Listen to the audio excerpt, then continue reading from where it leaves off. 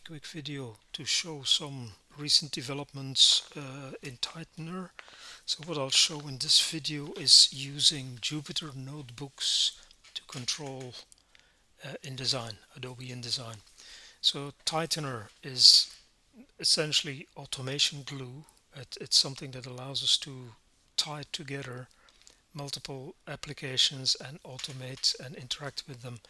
So Tightener is a huge body of code that can be incorporated in either standalone applications or as a DLL into ExtendScript and automatically be used by any application that has ExtendScript, or as a plugin in InDesign or InDesign Server or InDesign InCopy, or any C++ code that calls onto a Tightener DLL. So it can also talk to remote Tightener nodes via a gateway. By default it's not network enabled. It can also talk to PHP, Node.js, Python and so on. So, and what I'm going to highlight in this video is essentially communication here between a Tightener embedded or used by Python, more specifically Jupyter Notebook, and a copy of InDesign that's also running a Tightener plugin. So I'll gradually build up to the actual use of the Jupyter Notebook, so I'll just show a little bit of the components that make it all work. So I have here Adobe InDesign running. It has Tightener installed, and I'll also open up a Tightener terminal window, and I'll use some of the Tightener commands. So Tightener is very command line heavy. It's not meant to be seen by the end user, it's more to be seen by developers using Tightener to automate. So in a finished solution you would not really use any of these commands. These commands are typically for a developer to use. So one of the commands I can do is cd samples, which takes me to the sample scripts. And in the sample scripts there's a whole lot of different scripts that you can use. So for example, RRT is run remote tickle. So tickle is one of the languages that is supported by Tightener. So Tightener supports languages like ExtendScript or UXPScript, but it also supports a language called Tickle, a Tightener query language, which is mainly a language you would use for automation of the Tightener bus. So where all these applications plug in and communicate with one another, you often have to do things like write little startup scripts to establish certain settings and so on. All that is typically written in Tickle. Actual automation is done in whatever language is suitable for whatever application you're using. So for example, in InDesign you would use either ExtendScript or UXPScript, but Tickle is still a language that is supported in this construction. So I can actually run Tickle as a language in InDesign. So I can say run remote Tickle script, and I need to tell what the target application is. The target application is InDesign, and I can run a Tickle script called hello Tickle, which essentially asks InDesign to spit out a string which is hello from hello Tickle. I can do exactly the same for an ExtendScript. So I can run remote ExtendScript. I'm targeting InDesign, and I'm running an ExtendScript called hello.jsx, and InDesign brings up a dialog. So it has been targeted by this script and it has run. Or I can say run remote UXPScript RRU InDesign hello IDJS, which brings up another dialog in InDesign. So essentially I've made InDesign run 3 different scripts written in 3 different languages, all by means of Tightener. So from my command line I fired off these scripts. I can also use a read evaluate print loop, which is important for what I'm going to do with Jupyter. So I can do, for example, run remote ExtendScript read evaluate print loop, targeting InDesign. So, and now I have a command line, essentially a console window into InDesign, and it's an ExtendScript console window. So I could type, for example, app.name, it's Adobe InDesign. I could do app.documents.add, and that opens a document in InDesign. So I can say var d equals app.documents item 0. So that actually makes a variable d, and I can then ask what is the name of that document. Is untitled1.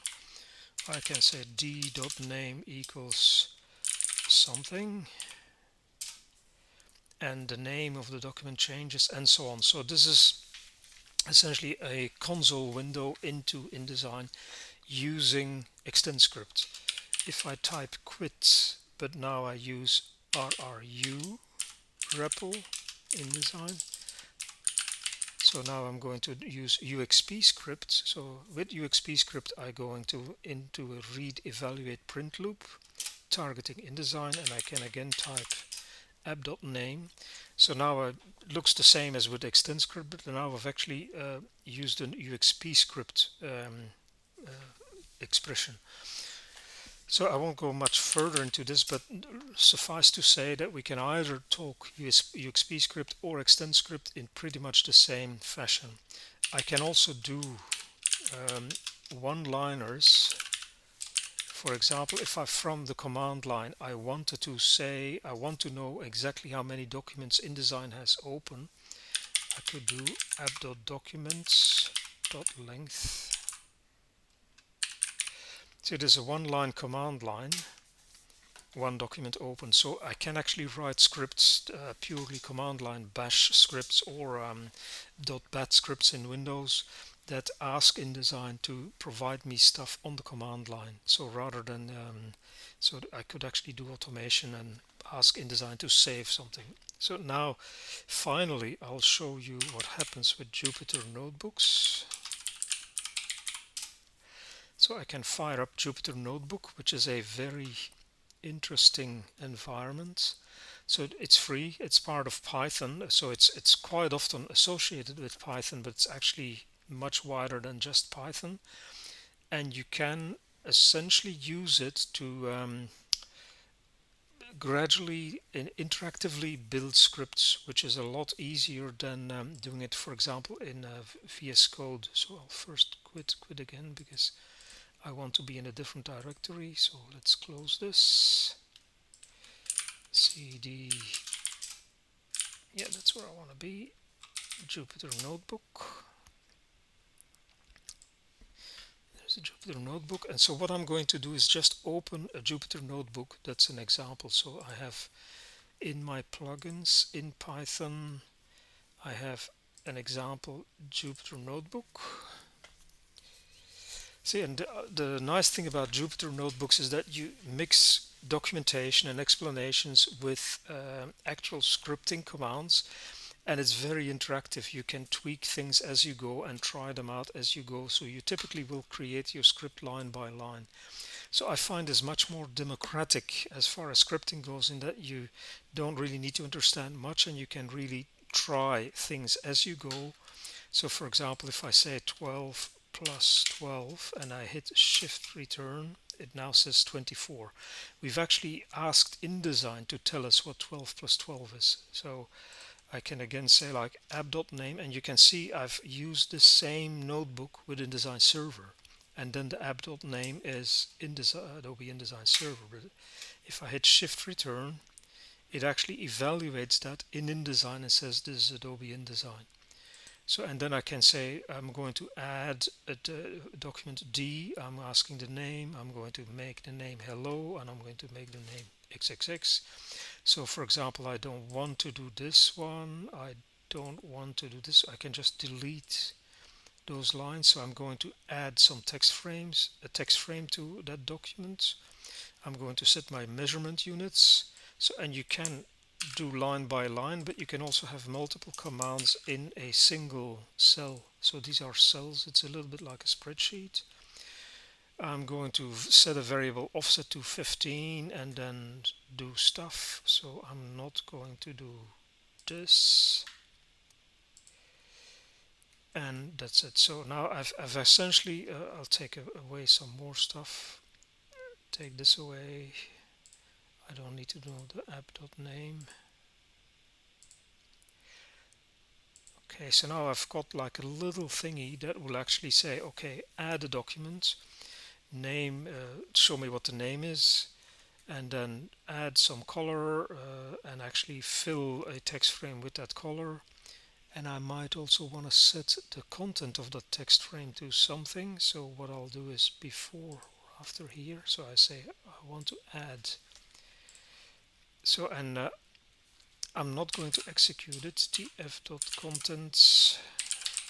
Oh yeah, I'll execute it. So before anything, I'll take it away again. So I can do things like, for example, let's start here, and I can say cell run all below or run all. See, so now we're going to step through it, and as the number, see the star, see it's essentially doing all those steps, and it's done. So, and in the end, it saved that document into an own cloud folder, so we can actually go and view that document. Open folder, own cloud. See, that's that document. So this is the document that was created by that little script. So, and now I can actually interactively, for example, I would like that text frame to have some text.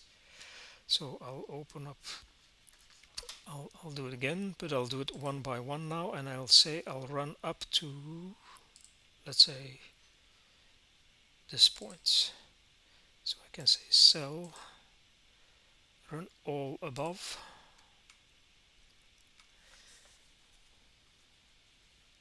Okay, now I want to set that offset, I want to set the geometric bounds, I want to say, for example, I'll make the text frame yellow, so I can just see I'm not executing here this cell, but I'm executing that cell. I hit shift return, now it has a yellow, and now what I'll do is I'll add a new line here, and I'll say text frame.contents equals hello world. See, I'm interactively building a script, so this takes a sec. InDesign doesn't immediately update the text frame. Actually has the proper contents. You just don't see it yet. So, and I can actually verify that by say like show me tf.contents.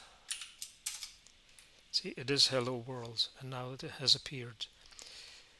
So, and then I can do tf contents plus equal something something. And then it'll update in a sec. I can take this away again. So essentially I've now made a different script which will, if I run it again, will actually have hello world and will have a yellow fill color.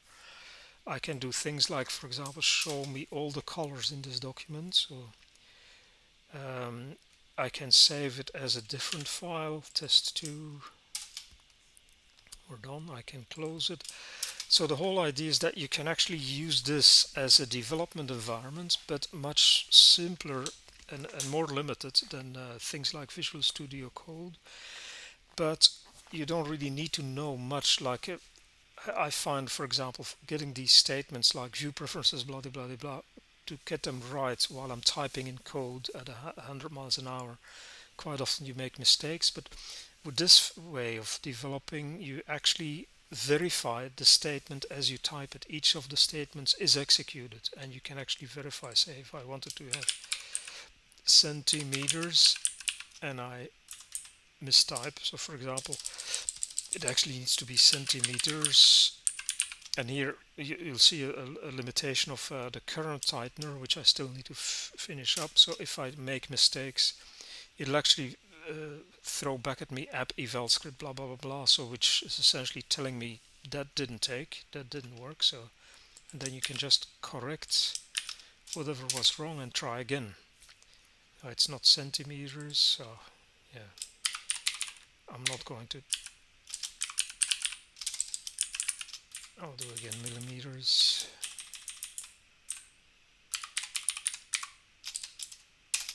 Try again. It's not happy. Oh, of course. The reason why it's not happy is because I don't have a document open, of course. Okay, so let's open a document. So I just go to that line, click it, and now type it. now that worked. So, and if I do centimeter, see, one worked, one didn't. So, but if I add the S and try again, now it worked. So that was just a quick demo to show how you can interactively write scripts with Adobe InDesign, and it works also with UXPScript. So you can just say new tightener ID.js. So now I'm actually working with UXPScript.